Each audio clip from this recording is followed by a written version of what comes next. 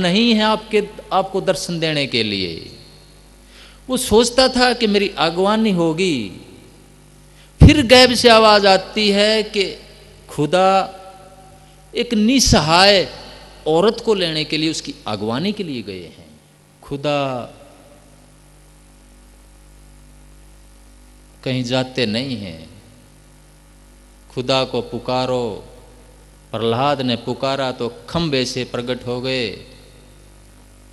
द्रौपदी ने पुकारा तो साड़ी के अंदर से प्रकट हो गए।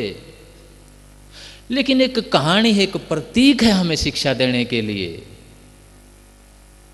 कि गैब से आवाज आई कि खुदा एक असहाय औरत जो उसकी खोज करता है, जिसके अंदर प्यास है, उसको खुदा मिलते हैं।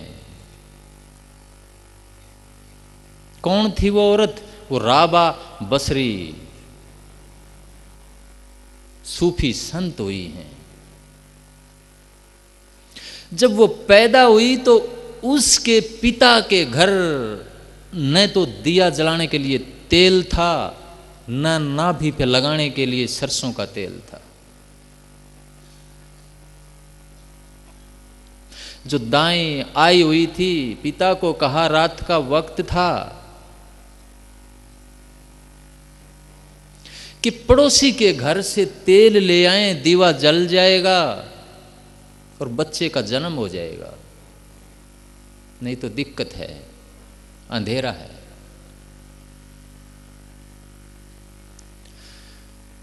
पिता ने क्या किया? वो स्वाभिमानी पिता थे, वो मांगना पसंद नहीं करते थे। वो चले तो गए, लेकिन पड़ोसी की दीवार को हाथ लगा करके वापस आ गए। कहां जन्म लेती है राबा बसरी? कहां जन्म लेते हैं मेरे सदगुरु? कहां जन्म लेते हैं नानक साहब, कबीर साहब? जहां इस तरह का सपना उठाया गया होता है, जहां इस तरह की सच्ची करनी एक शहंशाह की तरह चले आदमी, एक परिवार। मेरे सदगुरु कहते थे कि मुट्ठी को नीचे करके चलो,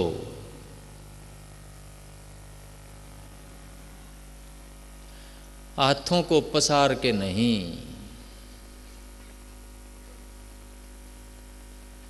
मुट्ठी को नीचे करने का मतलब था कि दान करते हुए जो कुछ है बांटते हुए चलो। अगर भिखारी की तरह चले तो आगे जो औलाद आएगी भिखारी बन के आएगी। अगर मुट्ठी को नीचे करके चले हैं, खुद को बांटते हुए चले हैं, तो मेरे सदगुरु कहते थे आपके दिल के अंदर इतनी विशालता आ जाएगी, चेतना इतनी ऊंची उठ जाएगी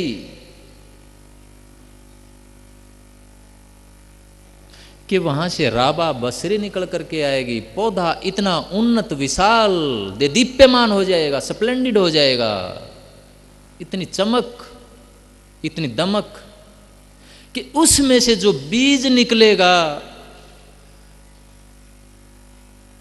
वो स्वयं ही दीप्यमान होगा। एक बात कहता हूं सत्संग में, लगभग सत्संग में बोल देता हूं। 8 साल से बोल रहा हूं, किसी भाई ने पलट कर प्रश्न नहीं किया है।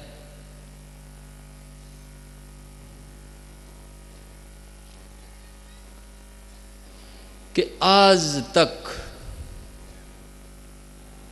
जो भी बरकत हुई है,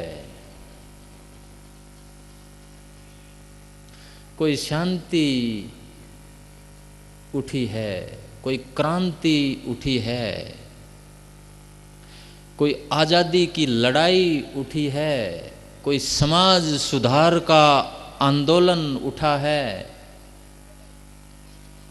कोई पुनर्जागरण रेनेसेंस उठा है, कोई यूरोप का हो, अमेरिका का हो, भारत का हो, कोई वैज्ञानिक आया है, कोई बड़ा नेता आया है, कोई बड़ा पुरुष आया है, कोई बड़ी घटना घटी है,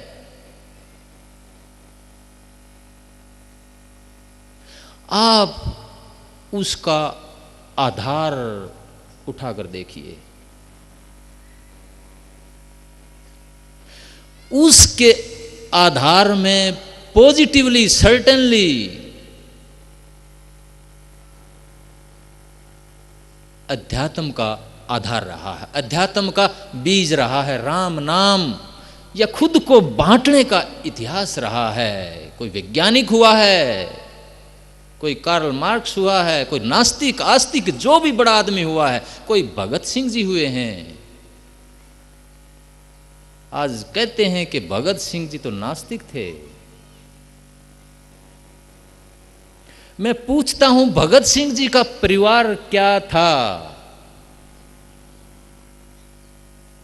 बड़ा भारी आर्य समाज का आधार, आर्य समाज का वृक्ष।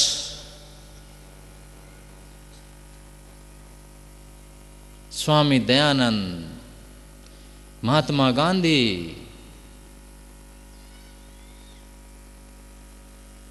जो भी बड़ी चीज हुई है, जो भी बड़ी घटना हुई है, कोई श्रृंखला आई है किसी भी चीज की, वहां पर आधार में आध्यात्मिक बीज हुआ है।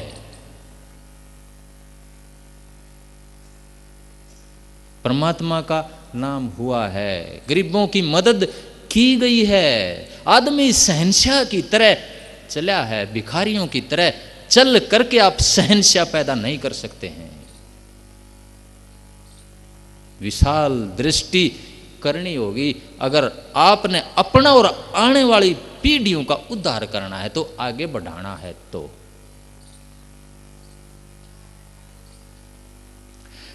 जब मैं शुरू में मेरे सदगुरु के चरणों में गया,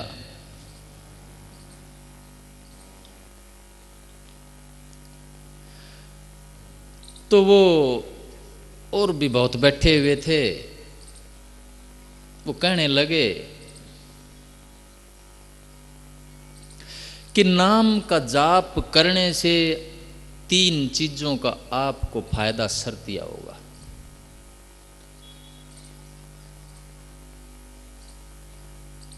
कौन सी 3 चीजें बताई उन्होंने? एक तो ये कि आपको धन दौलत पैसे में बरकत मिलेगी।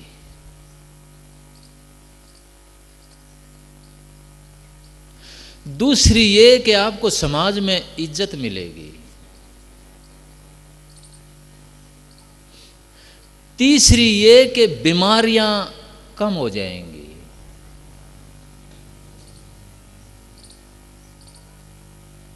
मैं इस बात को समझ नहीं पाया, क्योंकि मैंने तो सुना था कि वो परमात्मा अपने भक्त को परीक्षा लेता है, परीक्षा में तंग भी करता है, गरीबी भी देता है।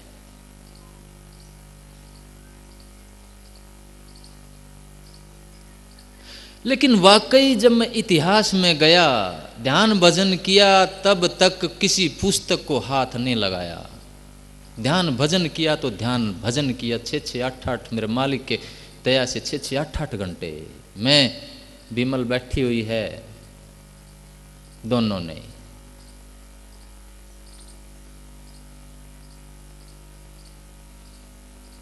लेकिन जब समय आया, हर चीज का एक समय आता है, जब समय आया तो मैंने इतिहास देखा तो पाया कि वाकई मेरे सदगुरु की बात सही थी। जहां भी राम नाम का बीज पड़ जाता है और उसकी कमाई कर ली जाती है, वहां अगर किसी चीज की कमी रहती है, धिक्कार है उस नाम को, धिक्कार है उस सत्संग को।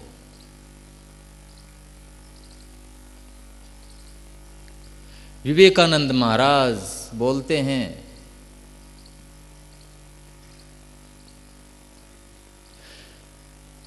कि मैं उस परमात्मा को मानता हूं जो दरिद्र नारायण है।